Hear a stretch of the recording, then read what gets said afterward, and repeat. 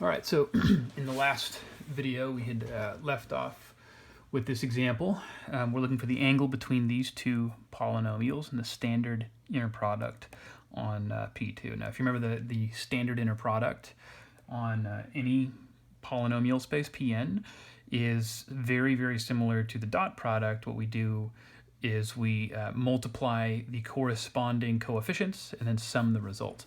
So to start with, I'm going to find the inner product of P with Q because we're going to need that. And that inner product is going to be the coefficient on the x squared term here times the coefficient on the x squared term of Q. That's going to be 2 times 0. Then I multiply the coefficients on the x terms. That's going to be plus 0 times 4. Then I multiply the constant terms, 1 times negative 3. That's equal to negative 3. Okay. I'm also going to need the norms of each one of these. So the norm of P is the square root of the inner product of P with itself. That's the square root of 2 times 2 plus 0 times 0 plus 1 times 1. That's equal to root 5. Okay, that's our norm for P. Norm for Q, square root of the inner product of Q with itself. That's going to equal 0 times 0. That's the coefficient on our x squared term, since there is no x squared term, plus 4 times 4 plus negative 3 times negative 3. This is the square root of 25, or just 5.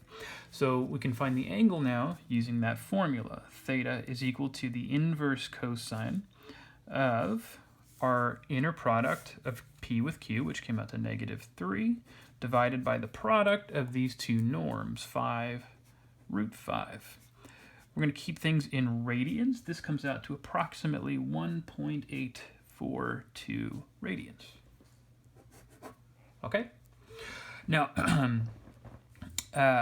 we're going to look at a theorem. We're not going to prove this because we proved the theorem in the case where the inner product was the dot product all the way back in chapter 3, and the proof is essentially identical to what we did back there, just with the symbols changing to inner products, but it's basically all the same stuff. So we're just going to mention this theorem and move on. If you have vectors u, v, and w in a real inner product space V, and if k is any scalar, then the norm of u plus v is less than or equal to the sum of the norms of u and v, and the distance between u and v is less than or equal to the sum of the distances from u to w and from w to v. We explained why we give these the names that we do. These are triangle inequalities, one for vectors, one for distances, because in R2 or R3, you can depict these inequalities using a triangle. But we've seen that before. We just wanted to mention that the same theorem holds true in a general inner product space, and the proof would look pretty much the exact same as what we did back in chapter 3. Okay, now to the main topic of this section, which is orthogonality. So up here where we did this example and we found the angle between two vectors, it's a good exercise, but in practice we usually don't care what the angle between two vectors is unless they're perpendicular, unless it's 90 degrees or pi over 2 radians. And there's a number of reasons for that, which we primarily look at in section 6.3. But when two vectors have an angle of 90 degrees or pi over 2 radians between them, we call that orthogonal. We've been using that term already in the context of vectors in Rn, but we're going to extend the idea of orthogonality into these general inner product spaces. So sort of mimicking the result that we talked about in chapter 3, we're going to say that two vectors in an inner product space are orthogonal if their inner product is equal to 0. We use that in the case of the dot product to verify that vectors in Rn are orthogonal. And this is how we're going to define this in the more general case. So we're going to do an example where we show that two vectors in a particular inner product space are orthogonal to each other. This one we're going to work in the space of continuous functions on the interval -1, 1. we want to show that the function cosine of x is orthogonal to the function x, g of x equals x, in this inner product in particular. And one thing that does need to be mentioned, orthogonality, and more generally just the angle between vectors, depends on not just the vector space that you're pulling these vectors from, but from the inner product that you've defined on them. Remember, we have several examples where we have a single vector space with more than one inner product defined on it. Polynomials, for example, we have the standard inner product that we just used in the example above, but we also have the evaluation inner product, which is something entirely different. Just because these two vectors, cosine of x and x, are going to be orthogonal in this space with this inner product does not mean that they would be orthogonal if we defined a different inner product on the same space. So this is relative to the inner product that's been defined for that space.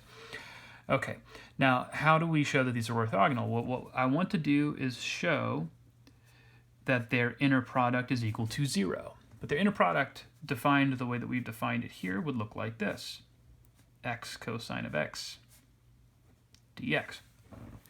Now this is you could solve this using integration by parts. That would be that's kind of the most straightforward way to look at it. But I'm going to use symmetry here to do this much, much quicker. Notice that cosine of x is an even function, x is an odd function, and the product of an even function with an odd function is always an odd function. So here we have an odd integrand. Okay. From calculus, we know that if you're integrating a function that's an odd function, and if your limits of integration are symmetric about 0, so that just means they look like opposites of each other, -1 and 1, we know in calculus this will always be 0. So using that fact makes this much, much easier. Although integration by parts, this would not be a terrible integration by parts problem. You would still get 0. Okay, so that is all we needed. The inner product is equal to 0. Therefore, those two functions are orthogonal to each other in this inner product space. Okay. Looking at one of the things that orthogonality does for us is it gives us a generalization of the Pythagorean theorem.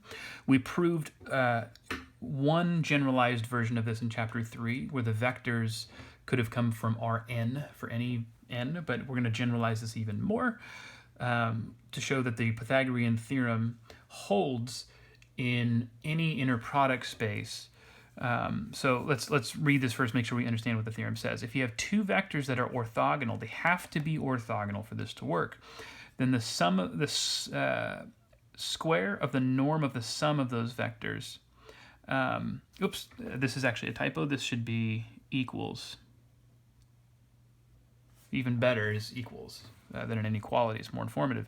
So the sum of the vectors, when you square its norm, will be equal to the sum of the squares of the norms of u and v. It's just like a squared plus b squared equals c squared. Okay. The proof is very, very straightforward.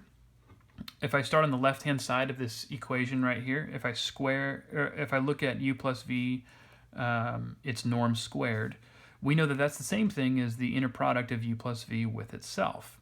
Now this, I jumped straight from this step to this step, but thinking back to like when we did our Cauchy-Schwarz inequality, we showed in the proof of that you could break this thing down using the additivity property. And if I did that, I would end up with a inner product of u with itself and inner product of v with itself.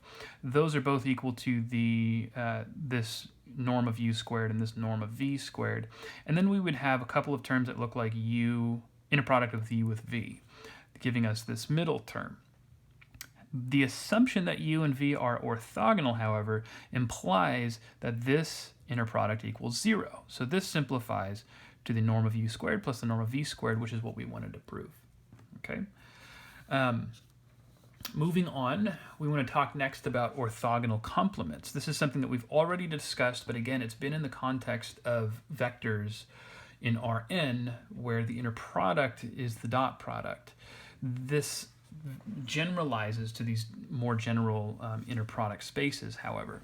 So first, let's start with the definition. If you have a subspace W, of a real inner product space V, then the set of all vectors in V that are orthogonal to every vector in W is what we call the orthogonal complement of W, and we use this symbol to denote that. Okay? We've seen this before, but it's only been in the context of Rn. Now we can think of this in a more general context. So let's prove a quick theorem, a couple of theorems concerning these orthogonal complements. These same theorems held true back in chapter 3, but I believe we deferred the proof of these theorems until now because we could do the more general case. First of all, if W is a subspace of an inner product space V, then its orthogonal complement will also be a subspace of V.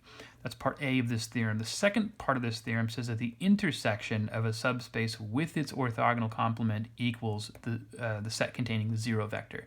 What this means is that the zero vector is the only vector that these two subspaces can have in common.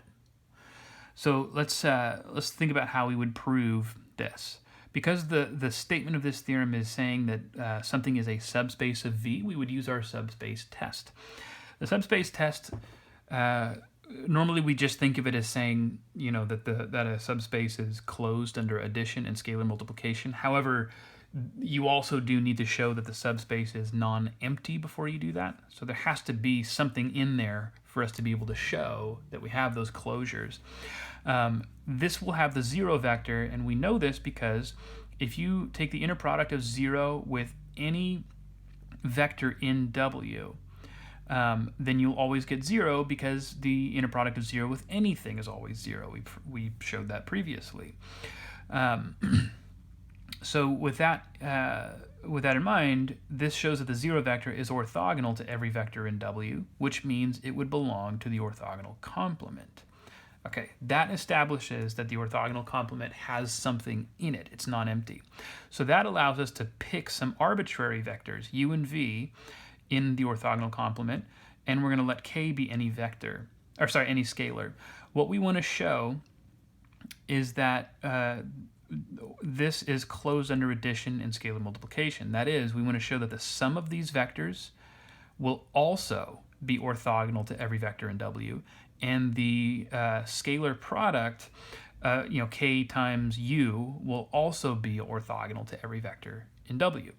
So the way that we show that, u plus v, that's the sum of those vectors. If we take its inner product with any vector in W, so this W is any vector in the subspace W, using my additivity property, I can split this into two inner products, but by assumption, u and v are already known to be orthogonal to this W because they come from the orthogonal complement. So this becomes 0 plus 0, which is 0. Therefore, u plus v is orthogonal to W, so it belongs to the orthogonal complement as well. We have a similar proof here for the scalar multiple. We're using homogeneity to pull the k out, and then this inner product goes to 0, proving that we have closure under scalar multiplication. So that establishes that the orthogonal complement is a subspace. How then do you show that the intersection of W with its orthogonal complement is just the set containing the zero vector, the trivial subspace? Well, this is true because if you pick some arbitrary vector in this intersection, that implies that V belongs to both W and its orthogonal complement, which by definition means that this vector is orthogonal to itself. In other words, if I took the inner product of V with itself, I would get 0. But our positivity axiom says that this only ever happens if V is the zero vector. Done. That's all we needed to prove. Okay? This other theorem, we're going to skip the proof of this because it's actually pretty easy to understand why this would be the case. But if you look at the orthogonal complement of a subspace, that's the same as the original subspace. And if you think about that for a second, a vector that's in the orthogonal complement of the orthogonal complement is a vector that's orthogonal to a vector that's orthogonal to a vector in W. That was said in a weird way, but let's suppose this is a vector in W right here. If this is a vector in the orthogonal complement, then this vector is orthogonal to a vector that's orthogonal to the original vector. That's said in a weird way, but that sort of intuitively explains why this equality holds true. Okay, I'm going to squeeze in this last example before stopping this video, and this will wrap up 6.2. So if you go back to chapter 4, where we talked about the fundamental matrix spaces, we talked about, one of the things we showed was that the row space and the null space are orthogonal complements. Remember, we defined orthogonal complement for Rn way back in chapter 3, and we showed that those two spaces are definitely orthogonal complements. So what this does is it actually gives us a technique for finding a basis for the orthogonal complement of some subspace in Rn. Let's look at an example. I want to think of the subspace of R4 spanned by these three vectors right here. It's a three-dimensional subspace, and it's spanned by those three vectors. If I were to take a matrix and put these into the rows of that matrix, 1, 1, 0, 2, negative 3, 0, 1, 2, 4, 1, 0, 0. Notice that the row space of this matrix is the same subspace of R4 as what we're talking about up here. So I'm changing the perspective, but it's the same subspace. So if I want to find a basis for the orthogonal complement of this subspace described up here, that's the same thing as finding the null space of this matrix. Well, if I row reduce this matrix, I get this. Negative 2/3, 0, 1, 0, 8/3, and 0, 0, 1, 0. Okay? If I think of that as a coefficient matrix for the homogeneous linear system associated with that, then I can find the null space by parametrizing my solution set. So if I think of that as x1, x2, x3, x4, x4 is my free variable. I'm going to set that equal to t. And it's fairly easy to see from there, x1 would equal 2/3 t, x2 would equal negative 8/3 t, x3 is equal to 0. So that means my null space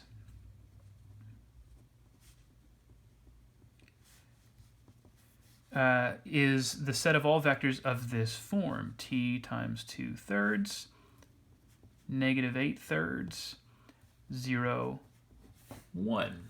All scalar multiples of that. This then would be the basis that we're looking for, the set containing that one vector.